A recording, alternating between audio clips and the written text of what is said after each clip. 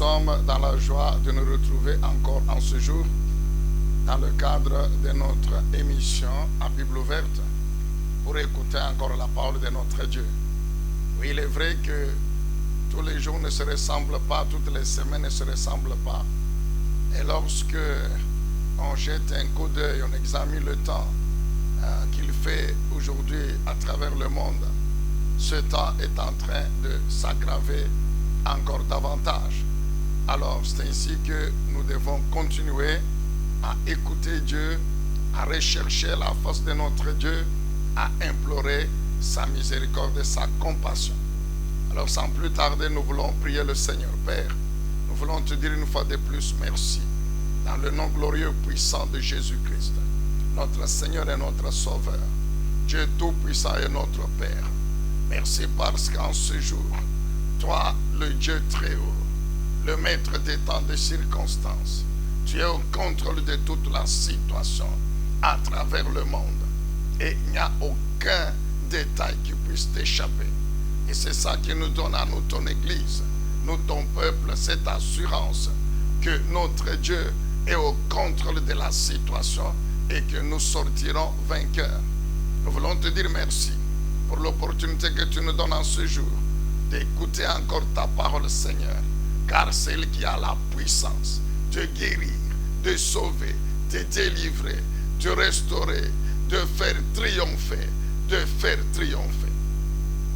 C'est pourquoi Dieu, le Saint-Esprit du Seigneur Jésus-Christ, nous nous recommandons à toi, par ta puissance encore, toute action de l'ennemi contre la proclamation de cette parole ou contre son écoute soit anéantie.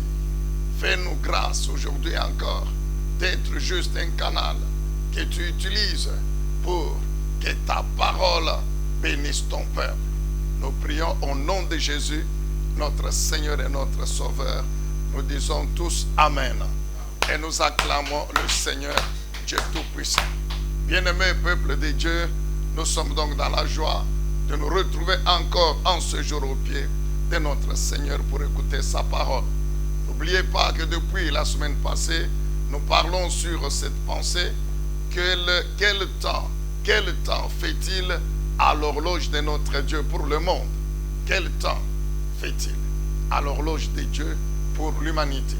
Et c'est pendant que nous parlons, bien-aimés dans le Seigneur, pendant que nous traversons, je voulais dire, ce temps grave que connaît le monde, c'est pendant ce temps que l'Église doit célébrer la Pâque, que l'Église doit célébrer la délivrance. C'est pendant ce temps grave, ce temps critique, ce temps compliqué, difficile, que l'humanité tout entière, sur les 5 continents, est en train de traverser, que nous devons célébrer la Pâque. Oui, comme vous le savez, à partir de dimanche prochain, jusqu'à dimanche le 12, c'est la semaine de la Pâque, la semaine pascale. Est-ce qu'on peut dire Amen?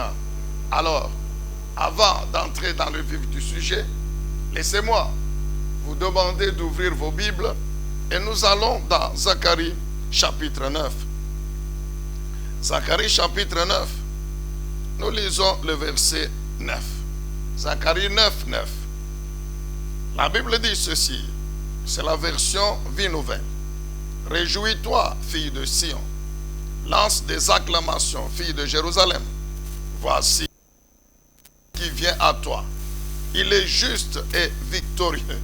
Il est humble et il est monté sur un âne. Sur un ânon, le petit d'une ânesse. C'est la prophétie de Zacharie. Venons de lire Zacharie 9, 9. Nous allons maintenant dans l'évangile de Luc, chapitre 19.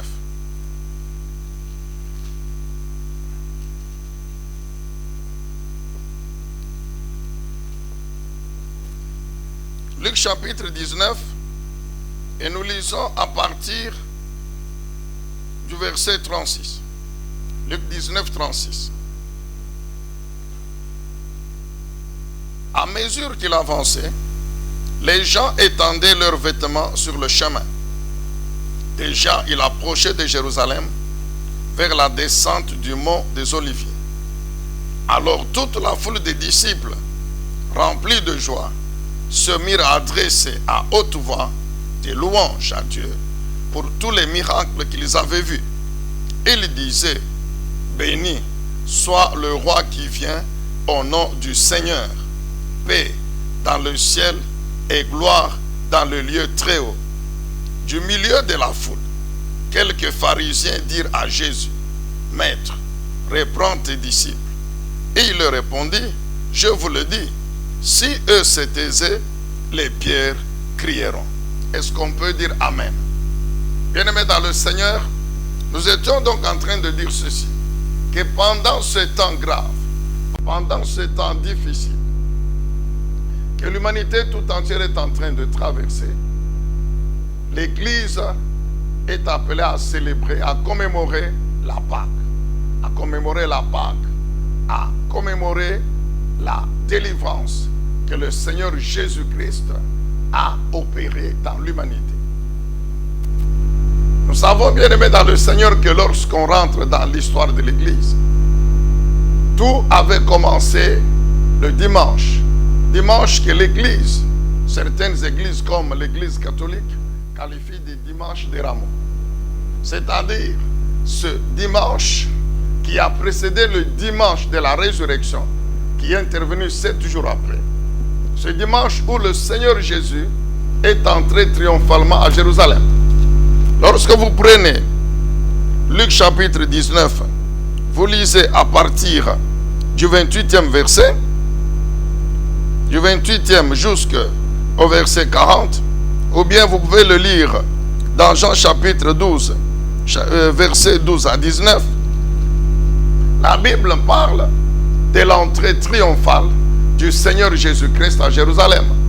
Il a envoyé ses disciples, allez dans tel village, vous trouverez un ânon attaché, dites au propriétaire que le maître en ait besoin. Et le propriétaire, il a compris, il a libéré l'âne. Et quand l'âne est arrivé, le Seigneur Jésus-Christ est monté sur l'âne. Et c'était l'entrée triomphale à Jérusalem. La Bible dit que ce dimanche-là, on a étalé, les femmes ont étalé des pains, des habits. Il y avait une grande foule qui était derrière le Seigneur Jésus, monté, non pas sur un cheval, mais sur un âne. La Bible dit, monté sur un âne, un ânon, le petit d'une ânesse. Amen, bien-aimés dans le Seigneur. Alors la foule chantait, la foule glorifiait Dieu, la foule disait, béni soit le roi qui vient au nom du Seigneur. Paix dans le ciel et paix sur la gloire, paix sur la terre et gloire dans les cieux. Amen, bien-aimés dans le Seigneur. Ce qui s'est passé ce jour-là, ce dimanche-là, de l'entrée triomphale de Jésus à Jérusalem, était prophétisé par Zacharie chapitre 9, le verset 9. Pourquoi nous avons tenu encore à lire d'abord cette prophétie? C'est toujours pour confirmer ce que nous avons toujours dit, que le Dieu de la Bible demeure l'unique et seul vrai Dieu. Car le Dieu, le vrai Dieu, c'est celui qui parle et c'est celui qui accomplit sa parole. Et nous savons qu'il n'y a pas un autre Dieu qui peut lui être comparé. Il y a plusieurs religions dans le monde et chaque religion a son Dieu, son prophète. Mais tous ces gens-là, ce sont des hommes que Satan a imposés aux hommes comme Dieu. D'autres, les prophètes de leur religion, leur Dieu, c'est Satan lui-même, ou c'est un démon. Mais vous allez voir que tous ces gens-là convergent vers Satan, qui est leur Dieu. Mais nous les chrétiens, nous savons que Satan demeure une créature. Il fut un ange que notre Dieu avait créé. Et à cause de son péché, de son orgueil, notre Dieu l'avait chassé de sa présence et jugé d'office. Et quand le temps va arriver, il sera arrêté, lié et jeté dans les temps ardents de feu et de soufre. Bien-aimés dans le Seigneur, donc avant que Jésus n'entre à Jérusalem, ce dimanche-là, que nous commémorons le dimanche prochain. Dieu le Tout-Puissant, il avait annoncé cela. Nous vous avons toujours dit, il n'y a rien qui s'est passé dans la vie de Jésus sans que l'Éternel Dieu l'ait au préalable annoncé. C'est pourquoi le Seigneur Jésus-Christ lui-même, il a dit quoi? Je ne suis pas venu pour abolir la loi, pour abolir l'ancienne alliance, pour abolir les prophéties, mais je suis venu pour accomplir la loi. Je suis venu pour faire tout ce qui a été annoncé, prophétisé, me concernant. Et c'est pour cela que ce jour-là, il fallait que la prophétie de Zacharie 9:9 s'accomplisse. Le Dieu de la Bible, c'est lui le Dieu véritable. Oui, Zacharie dit quoi? Fille de Sion, réjouis-toi. Peuple de Juda, soyez dans l'allégresse. Éclatez de joie. Pourquoi? Parce que votre roi vient. Mais regardez comment Zacharie présente le roi. Il dit, votre roi vient. Un roi qui est un vainqueur, un victorieux, un roi puissant et victorieux. Mais il ajoute, en même temps, il est humble. Et son humilité se remarque par quoi? Parce qu'il n'entre pas à Jérusalem sur un cheval. Il entre sur un âne, un âneau, le petit d'une ânesse. Nous savons quelle est la place qui a été réservée à cet animal appelé âne. L'âne faisait partie des animaux impurs qu'on ne pouvait pas offrir à Dieu selon la loi de Moïse. Et si quelqu'un n'avait qu'un âne, il devait le racheter par autre chose. Mais voilà que le Seigneur, en toute humilité, qui est venu, non pas pour les puissants, les nobles, mais il est venu pour les humilier. Il est venu pour les rejeter. Il est venu pour les humbles. Il est venu pour les pauvres. Voilà que le Seigneur Jésus va honorer cet animal. Amen, bien-aimé dans le Seigneur. Et il va monter. C'est sur l'âne que le grand roi, le Dieu Tout-Puissant, le Seigneur Jésus, entre à Jérusalem. Ah, bien-aimé, ce jour-là, c'est vrai. Mais regardez bien, ce ne sont pas les pieds de Jésus qui ont marché sur les pagnes. Non, mais ce sont les pattes de l'ânon. C'est l'ânon qui emmène le grand roi, le Dieu Tout-Puissant. La Bible dit quoi? Ils étaient dans la joie. La foule acclamait, glorifiait Jésus pour tous les miracles qu'ils avaient vus. Donc voyez, ce grand prophète, ce Jésus-Christ, Tout-Puissant, mais il entre à Jérusalem sur l'ânon. L'ânon était honoré ce jour-là. Et l'ânon a participé à la gloire du Messie, à la gloire du Dieu Tout-Puissant, à la gloire du Seigneur. Ah, bien-aimé, que Dieu vous fasse grâce et qu'il vous fasse participer à sa gloire. Je crois que tu allais dire Amen. Je dis que l'Éternel Dieu te fasse grâce et qu'il te fasse participer à sa gloire. Peut-être que tu as été humilié, peut-être que tu as été rejeté, juste à cause de ta foi en Jésus-Christ. On t'a considéré dans ta famille comme un fou, comme quelqu'un qui laisse la voie de la famille, avec peut-être des avantages ou quoi, mais qui va vers l'église. Mais que ton Dieu, ce Dieu qui avait honoré l'âne, qu'il te fasse participer à sa gloire, que sa gloire affecte ta vie. Nous le déclarons au nom de Jésus-Christ. Amen, bien-aimé dans le Seigneur. Donc voilà que le dimanche prochain, l'église de Jésus-Christ va commémorer cette entrée triomphale à Jérusalem. Et cette entrée triomphale à Jérusalem, donc inaugure ce que l'église appelle toujours la semaine sainte. C'est la semaine de la Pâque. Bien-aimé, vous n'avez besoin de revenir aujourd'hui sur que signifie la Pâque. Nous connaissons. Que signifie la Pâque? La Pâque a commencé depuis l'Égypte. Vous connaissez bien comment Dieu, à part Moïse, inaugurait la Pâque. Et tout ce que Moïse avait fait en Égypte, vous n'avez qu'à lire Exode chapitre 12. Tout ce que Moïse avait fait en Égypte, bien-aimé dans le Seigneur, n'était que la préfiguration l'agneau, l'animal que Moïse avait demandé aux Israélites d'immoler en Égypte n'était que la préfiguration de l'agneau pascal par excellence, qu'est le Seigneur Jésus-Christ. Maintenant, suivez attentivement très bien. C'est pendant ce temps compliqué et difficile que traverse l'humanité que l'Église est appelée à célébrer la délivrance. Parce que Pâques, c'est la délivrance. Avec quelle délivrance? Mais c'est la délivrance de l'humanité qui était tombée dans le péché, dans la domination de Satan. L'humanité tout entière est esclave du péché et de toutes les conséquences. Et nous savons que dans les conséquences du péché, il y a cette domination de Satan.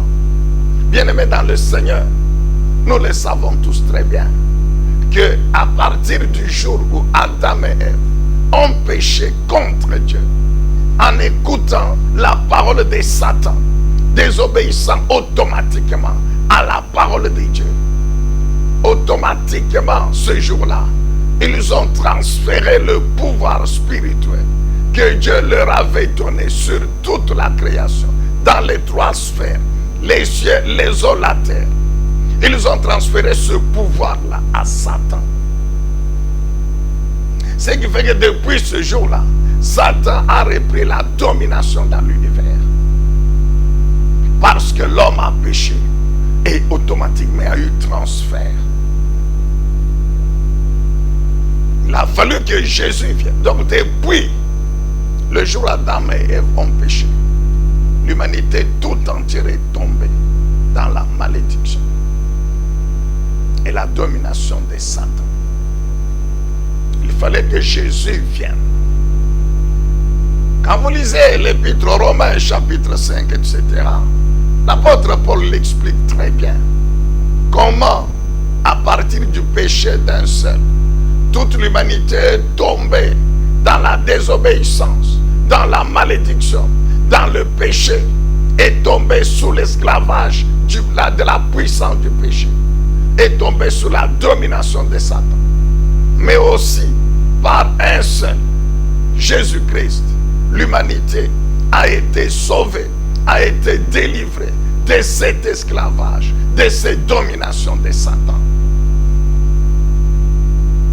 Et nous savons que cette délivrance, cette rédemption, le Seigneur Jésus l'a opérée sur la croix.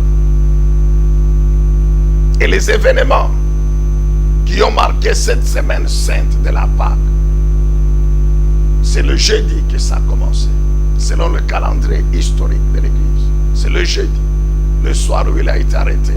Le vendredi, il a été crucifié. Il a été enterré, il est mort.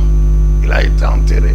Et dimanche matin, 3 jours après, comme il avait dit, le roi de gloire est sorti vivant de la tombe. C'est la résurrection. Nous avons déjà dit ceci, que pour délivrer l'homme de l'esclavage du péché et de toutes ses conséquences, Dieu au ciel, avec le Seigneur Jésus-Christ, ont décidé d'envoyer Jésus sur la terre. Vous n'avez qu'à lire Hébreux chapitre 10. Ce jour-là, le Seigneur Jésus va démontrer au Père que le sang des animaux n'ôtera jamais le péché. C'est-à-dire ne délivrera jamais l'homme de la puissance du péché et de toutes les conséquences. Lisez Hébreux 9, vous allez encore comprendre. C'est pourquoi Jésus dit, fais-moi seulement un corps. Donne-moi un corps comme celui des hommes. Moi, je vais aller sur la terre. Je vais vivre dans ce corps. Je vaincrai le péché dans ce corps. Et après, selon le temps que toi, le Père, tu vas fixer, je vais t'offrir ce corps. Je vais t'offrir le sang de ce corps. Et tu prendras donc mon sang à la place du sang des animaux. Car il est impossible que le sang des animaux ôte le péché. Amen, bien-aimés dans le Seigneur. Et quand les temps sont arrivés, Jésus est descendu sur la terre. Et après 30 ans, à 30 ans, il a commencé le ministère. Et à 33 ans et demi, il est monté sur la croix pour achever l'œuvre, accomplir l'œuvre de la délivrance. C'est écrit, nous l'avons toujours expliqué. Quand Jésus était sur la croix, Dieu a pris les péchés de tous les hommes de la terre. Il les a imputés à Jésus.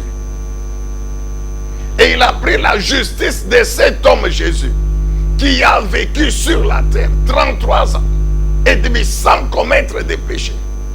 Il a pris cette justice de Jésus, il l'a imputée aux hommes. Alors comme Jésus a accepté, lui qui n'a pas péché, il a accepté que Dieu lui impute les péchés de tous les hommes. Il devait alors accepter la croix. Parce que la punition du péché, c'était la croix. Il devait donc accepter qu'il soit crucifié.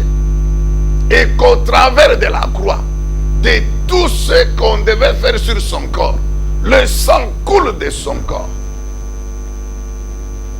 Pour que le sang coule du corps de Jésus. Remarquez que on a commencé par le fouetter. Tout le corps déchiqueté.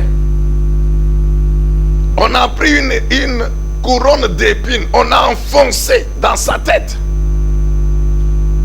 pour que le sang coule à partir de la tête. On a pris les mains, les pieds, on a cloué sur le bois, la croix. Et pour mettre le comble à tout, on a pris une lance, on a percé le ventre. Quand ce sang coulait, automatiquement, il remplaçait le sang des animaux. Amen, bien-aimé dans le Seigneur. Et Dieu a donc accepté ce sang d'un homme qui a vécu sans péché. Pour maintenant pardonner aux hommes leurs iniquités. Pour considérer que les hommes n'ont pas péché. Et comme le sang est sorti, le sang d'expiation par excellence, le corps de Jésus devait mourir. Et on l'a enterré. Mais suivez encore très bien. Ce Jésus que Dieu a crucifié, non pas parce qu'il a péché, mais parce qu'il a accepté que le péché de toute l'humanité lui soit imputé, il demeurait en soi juste. En réalité, il demeurait juste. C'est ainsi que Dieu ne pouvait pas le laisser dans la tombe. C'est pourquoi 3 jours après, Dieu va le ressusciter pour le justifier. La résurrection de Jésus, c'est une preuve de la justification de Dieu qui démontre qu'en réalité, Jésus n'avait pas péché. Car s'il avait péché, il allait demeurer dans le séjour des morts. Il n'allait pas ressusciter. Mais Dieu ressuscite Jésus pour démontrer qu'en réalité, même si je l'ai crucifié, il ne méritait pas la mort. Mais c'était en substitution des hommes. Mais comme il demeurait juste, je le ressuscite. C'est ainsi que le Seigneur va sortir le dimanche matin. Et la résurrection de Jésus-Christ, Jésus est ressuscité avec le corps qui a été meurtri, qui a été détruit. Et ce corps-là, bien-aimé dans le Seigneur, était mort. Et Dieu va par sa puissance. Vous n'avez qu'à lire Ephésiens chapitre 1, le verset 19, 20 et la suite. La Bible parle de là, pour ressusciter Jésus, l'Éternel Dieu a déployé sa puissance d'une grandeur infinie pour vaincre la mort, le séjour des morts. Parce que Satan, quand il a vu le corps de Jésus aller dans la tombe, il s'est dit, c'est fini donc pour cet homme. Je vais le maintenir là-bas. Mais Satan ne savait pas que Dieu le Tout-Puissant était au contrôle de la situation. C'est ainsi qu'il a été définitivement vaincu. la puissance de la mort vaincue, le séjour des morts vaincus, Jésus est sorti vivant en chair et en os. Il est sorti vivant en chair et en os. Amen, bien-aimé dans le Seigneur. Mais, par la puissance de Dieu, ce corps-là, bien qu'il avait la même forme que le premier corps qu'il avait, que le nôtre que nous avons aujourd'hui, mais c'est un corps qui avait une puissance extraordinaire. C'est un corps qui avait une puissance extraordinaire. Et c'est avec ce corps-là, révèle la Bible, dans 1 Corinthiens 15, c'est avec ce corps-là, mon bien-aimé, que nous ressusciterons à la rencontre du Seigneur. Alléluia. Amen. En bref, c'est ça la Pâque. C'est ça la Pâque. Que l'Église commémore pendant ce temps compliqué et difficile que traverse le monde. Alors souvenez-vous, déjà hier encore, nous vous disions quoi? Ayons la sagesse. Le Seigneur Jésus exhorte le monde à la sagesse. La parole de Dieu appelle le monde à être sage, à s'arrêter et à se poser la question: pourquoi cette pandémie est en train de nous frapper? Nous qui croyons que tout est bien, nous qui croyons que c'est fini, mais pourquoi ce qui nous arrive arrive? Et la sagesse ici, c'est de reconnaître qu'il y a un Dieu et que si nous les hommes, nous sommes incapables de nous sauver maintenant de la mort par un petit virus, mais il y a un Dieu le Tout-Puissant. Lui a la puissance de maîtriser la situation et de nous délivrer. De nous délivrer. C'est ça la sagesse. Souvenez-nous de 1 Chronique 12, 33, les fils d'Issachar. La Bible dit qu'ils avaient la sagesse. Ils savaient discerner les temps. Discerner les temps afin de connaître ce que Israël devait faire. Bien-aimé, que Dieu nous donne la sagesse. Que Dieu donne au monde la sagesse, mais sur la condition que les gens du monde s'humilient, croient en lui. C'est ça la sagesse, c'est s'humilier, se croire en Dieu. Se reconnaître qu'en tant qu'homme on est impuissant. Se reconnaître que la vie sur la terre ne nous appartient pas. Et que nous pouvons la perdre. Maintenant, quand la vie sur la terre s'arrête, qu'est-ce que nous devenons demain? Souvenez-vous, hier nous avons parlé de l'avenir. Comment veiller? Jésus dit: soyez prêts, veillez, afin de ne pas être surpris par ce jour-là. Quel jour? Quand je reviendrai, Jésus revient. Alors il dit: veillez, soyez prêts, car vous ne connaissez pas quel jour. Et qu'est-ce que Jésus dit? Il en sera comme au jour de Noé. Souvenez-vous de Matthieu 24, Luc 17. Il en sera comme au jour où l'autre est sorti de Sodome et Gomorrhe.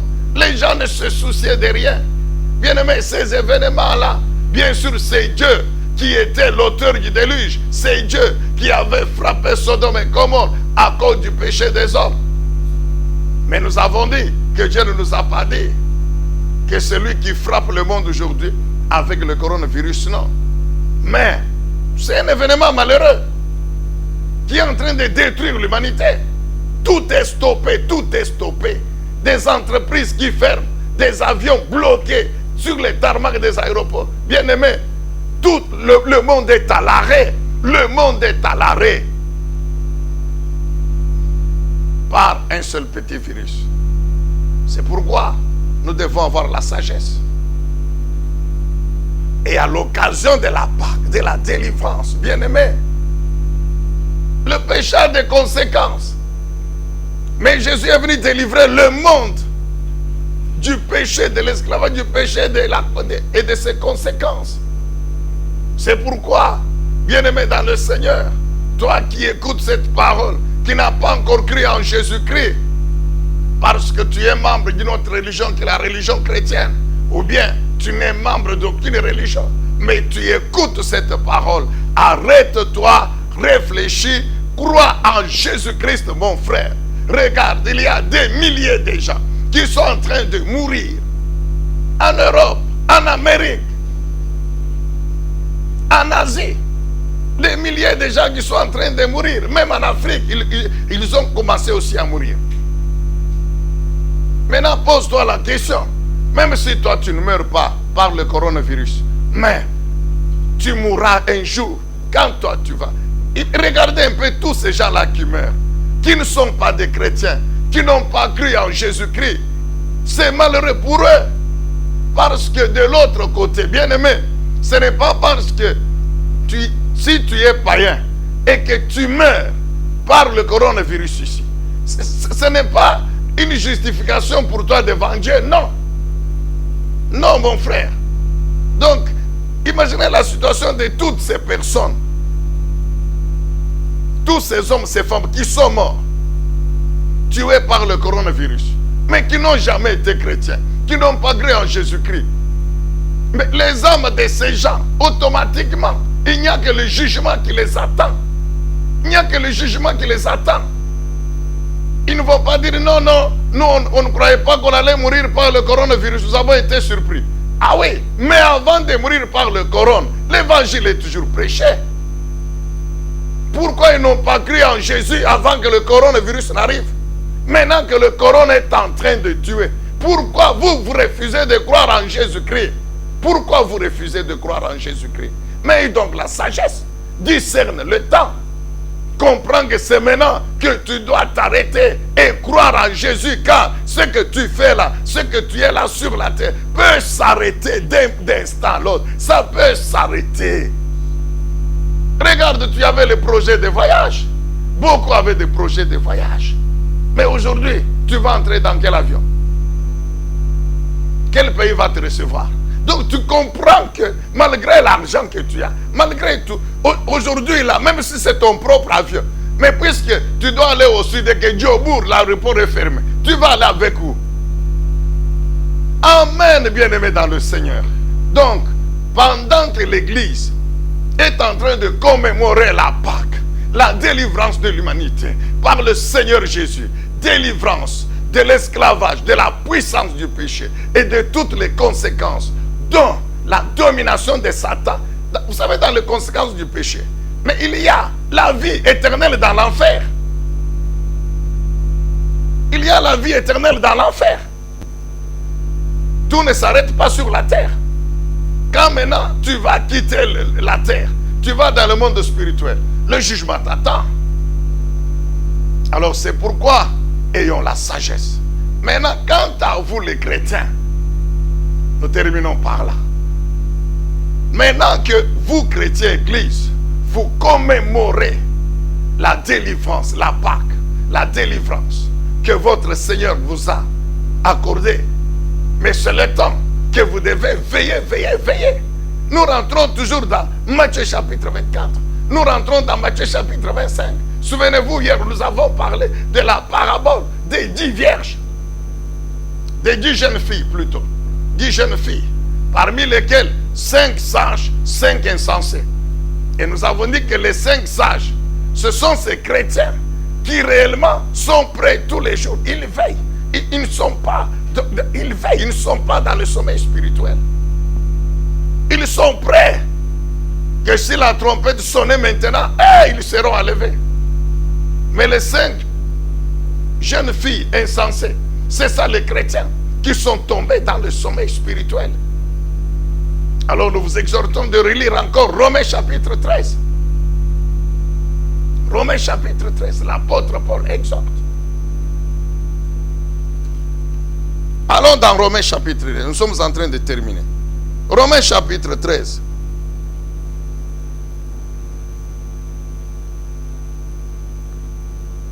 Romains chapitre 13, le verset 11. Cela est d'autant plus important, ou bien faites ceci, d'autant plus que vous savez quel temps nous vivons. Quel temps nous vivons, mon frère? Quel temps fait-il sur la terre, sur l'univers? Quel temps fait-il aujourd'hui sur la planète Terre? Point n'est besoin de t'expliquer encore, mon frère. Même ceux qui banalisaient, qui ne croyaient pas, qui refusaient que le coronavirus était une réalité. Mais aujourd'hui, ils ont fini par accepter. Quel temps nous vivons, mon frère? Alors, qu'est-ce que la parole de Dieu nous exhorte? C'est l'heure de vous réveiller enfin du sommeil. Car maintenant, le salut est plus près de nous qu'au moment où nous avons cru. L'apôtre veut dire quoi? Maintenant, là, le jour de l'enlèvement de l'église, le jour où la trompette va sonner, ce jour est plus près que quand on a cru.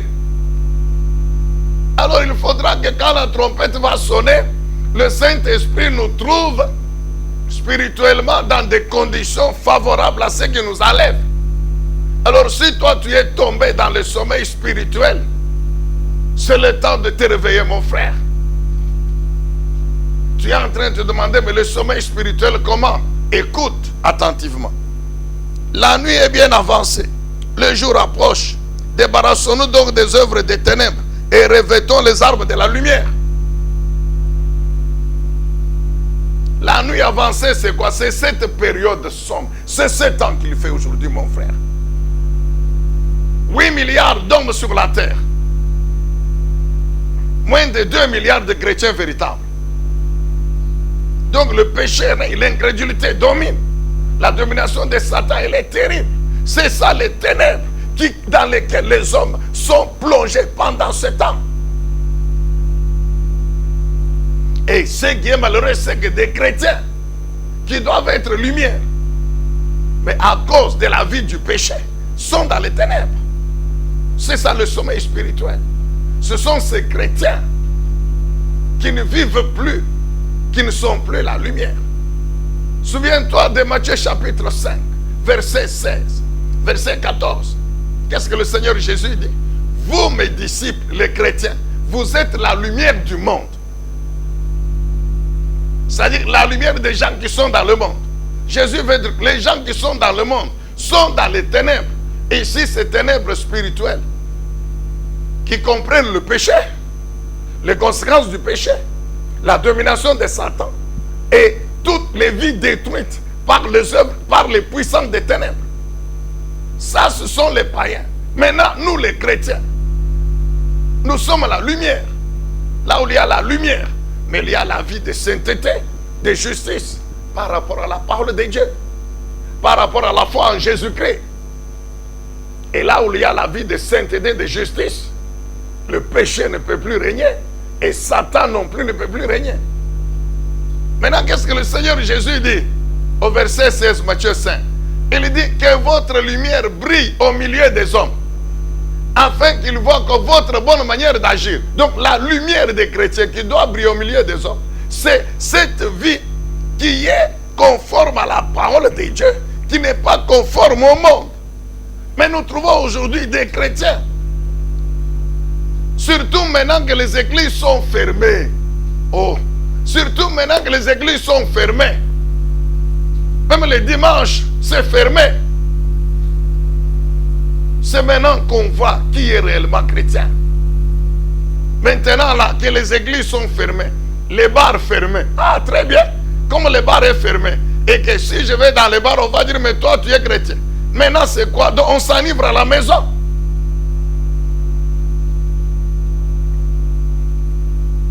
C'est ça, les chrétiens tombés dans le sommeil. On ne prie plus. On ne priait qu'à l'église. Maintenant, l'église est fermée. On ne prie plus.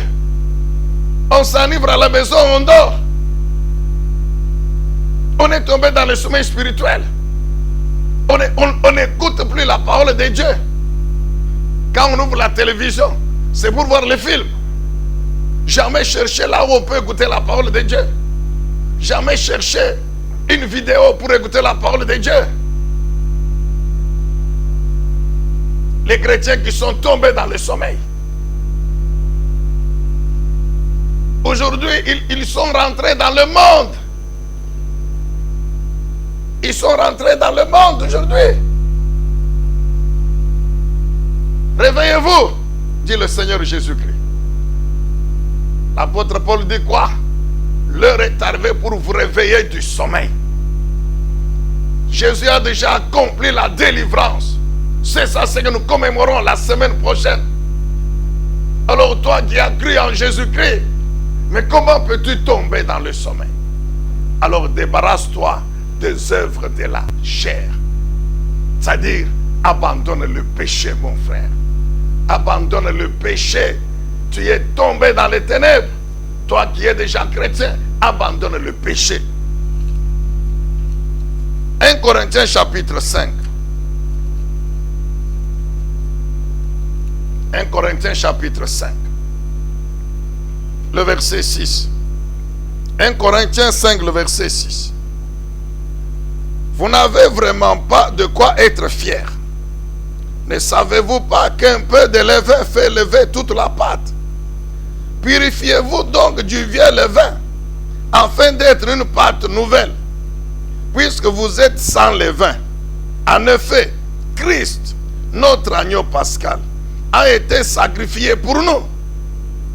Célébrons donc la fête, non avec du vieux levain, le levain du mal et de la méchanceté, mais avec le pain sans levain, de la pureté et de la vérité. Amen, bien-aimés. Cette parole, inspirée par le Saint-Esprit à Paul, mais s'adresse à nous les chrétiens. Ça s'adresse à l'Église. C'est ça, célébrer la Pâque.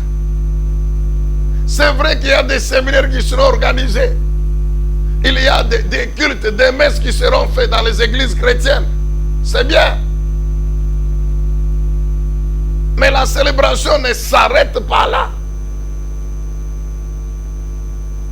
Ici, l'apôtre Paul, par le Saint-Esprit, nous montre comment nous devons continuer à célébrer la Pâque. Ce n'est pas la semaine prochaine que Jésus va monter sur la croix. Il y a plus de 2010 années qu'il l'a fait. Et depuis qu'il a dit sur la croix, tout est accompli. Qu'il est descendu dans le séjour des morts, qu'il est sorti le troisième jour, c'est fini. C'est la célébration de la Pâque. Alors maintenant, comment célébrer la Pâque? Puisque la Pâque, c'est la délivrance de l'esclavage, du péché, de toutes ses conséquences. Maintenant, comment nous qui sommes chrétiens, nous qui prétendons avoir été délivrés de l'esclavage, du péché, de toutes ses conséquences, mais comment nous prétendons célébrer la délivrance tout en vivant dans le péché? Dites amen, peuple de Dieu.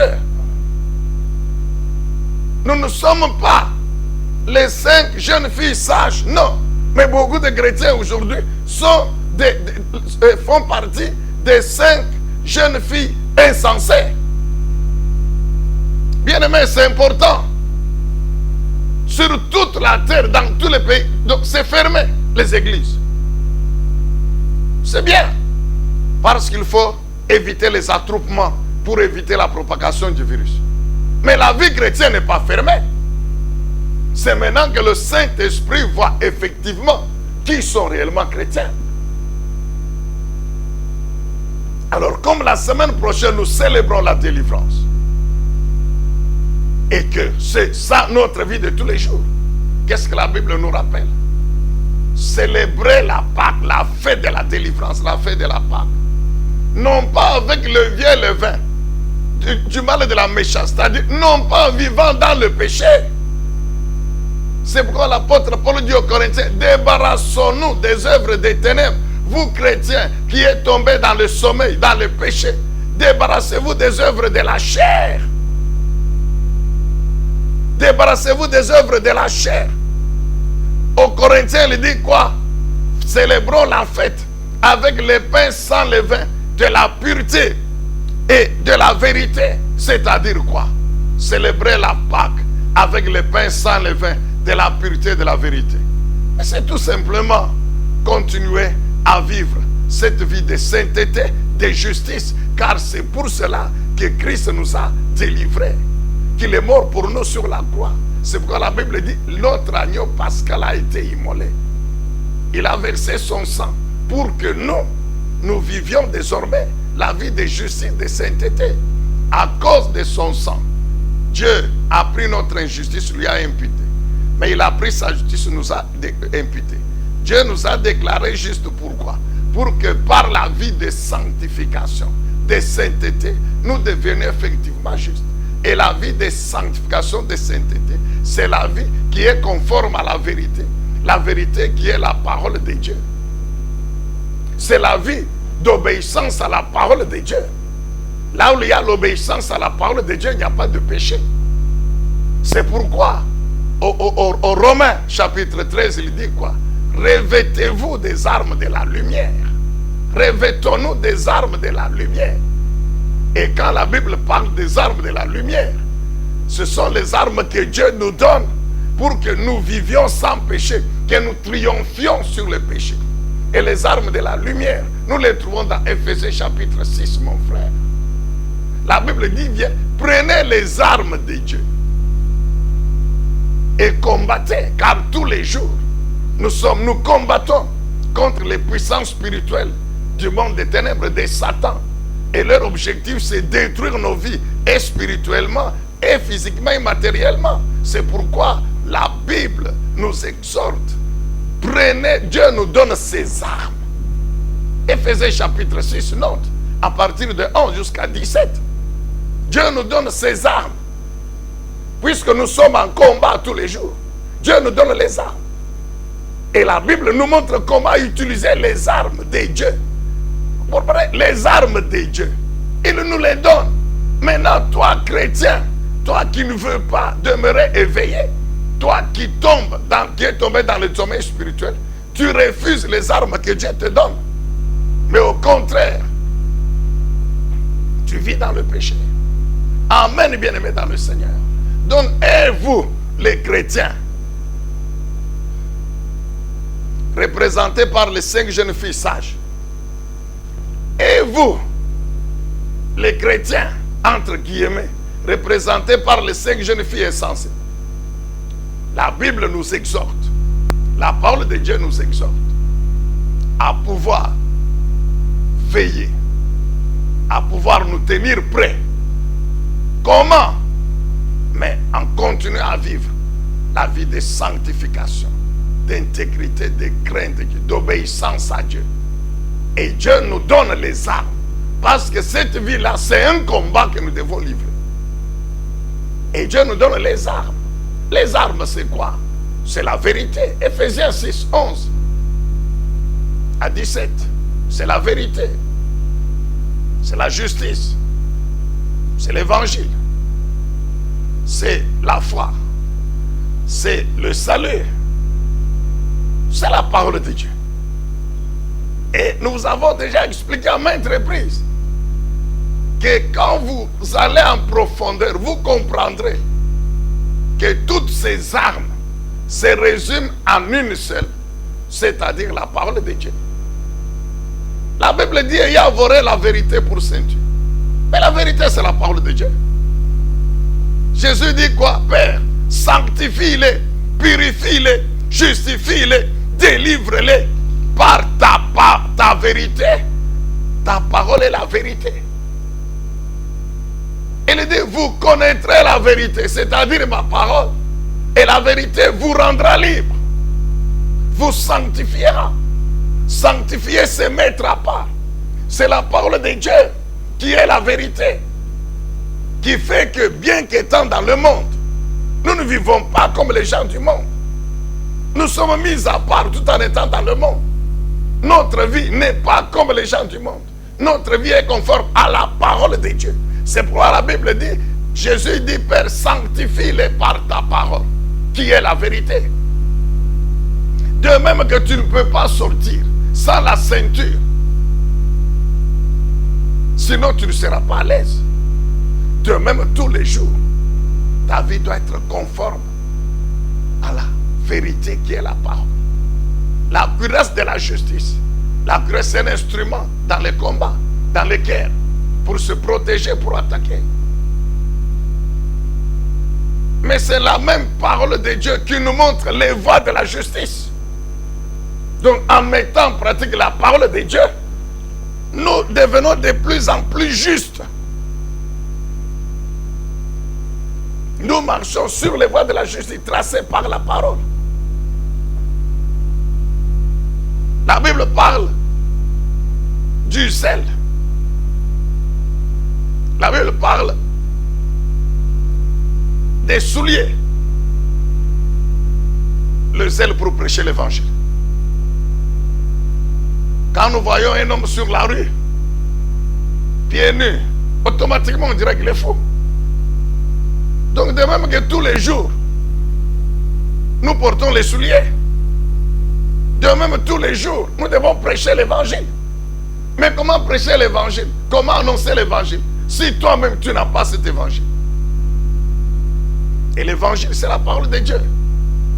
La Bible parle de la foi pour éteindre les traits enflammés du malin. Mais Romains 10, 17 dit quoi? La foi vient de ce qu'on entend. Ce qu'on entend, c'est la parole de Dieu. C'est la foi qui est l'arme qui nous permet d'éteindre les flèches de l'ennemi. Et la foi, c'est la parole. Le casque du salut. Pourquoi les militaires portent le casque au combat? C'est pour protéger la tête. Car si la balle atteint la tête, c'est fini.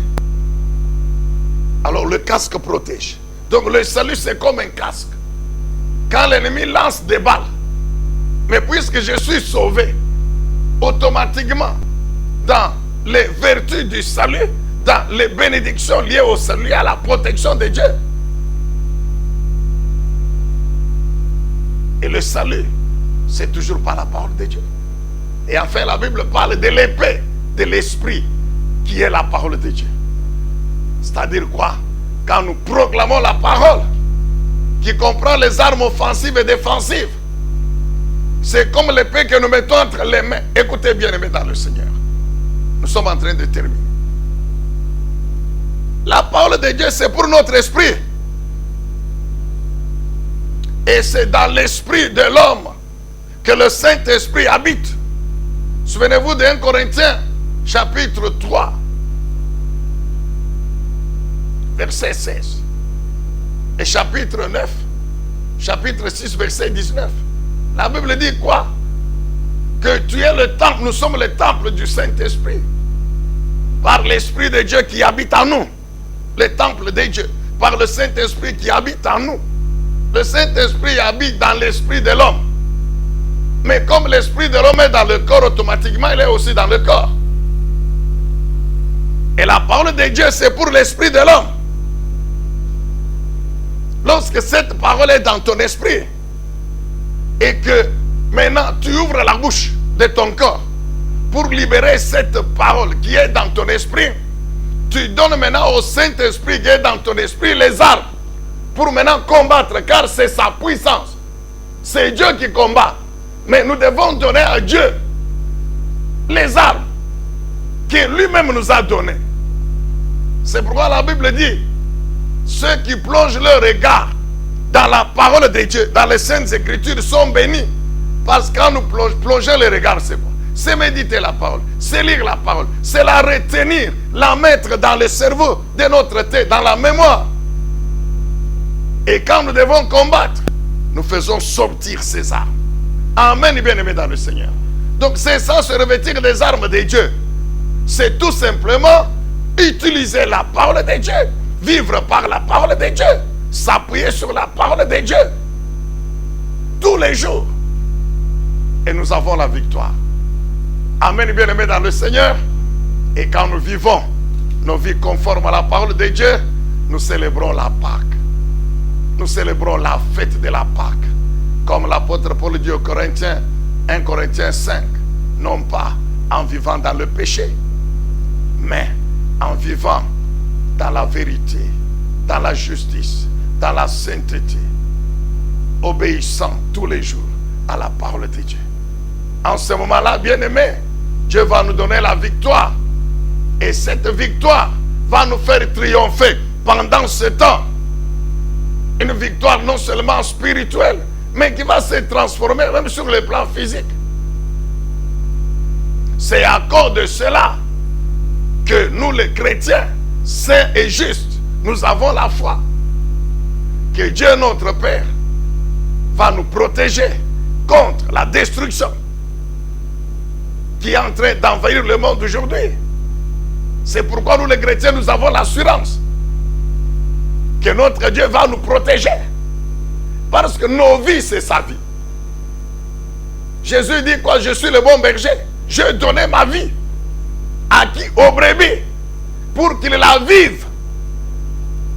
Comme la vie que nous vivons, c'est la vie de Jésus, le Dieu tout-puissant, le bon berger. Donc, nous avons l'assurance qu'il protège cette vie. Et que comme il nous a donné cette vie par son sang, nous avons donc encore l'assurance que le sang de Jésus, il est pour nous les enfants de Dieu le vaccin. En même temps, le médicament qui nous protège. Amen, bien-aimé dans le Seigneur.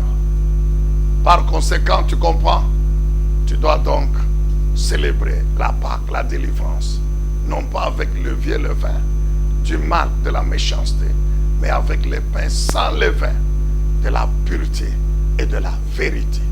C'est ce que l'apôtre Paul dit aux Romains.